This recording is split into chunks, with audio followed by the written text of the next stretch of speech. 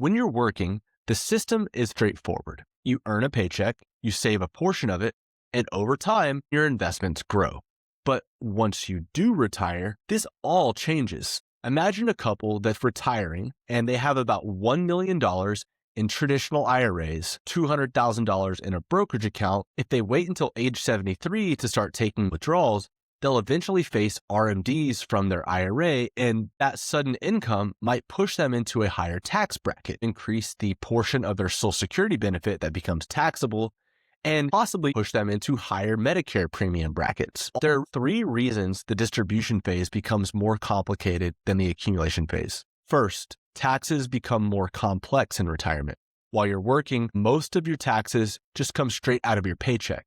But in retirement, income coming from several sources are all taxed differently. Second, the order of the withdrawals that you take during retirement can significantly affect how much tax you pay over time. And third, retirement doesn't happen all at once. It evolves over time. And the tax strategies that make sense in one stage may not make sense in another stage.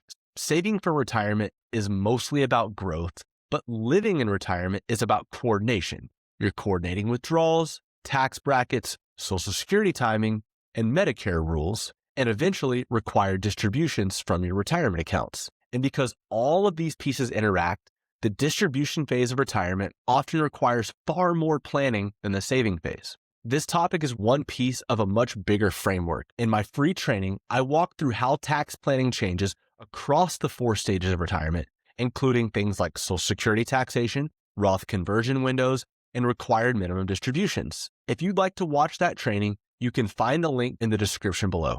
And if you're looking for something else to watch, I made a video about the biggest Roth conversion mistake I see retirees make, and you can watch that video right here. If you enjoyed this video, please like it and subscribe to my channel. That way you can see more of my content in the future, and you can help other people just like you find their way to my content as well. Thank you so much for watching, and I look forward to seeing you next time.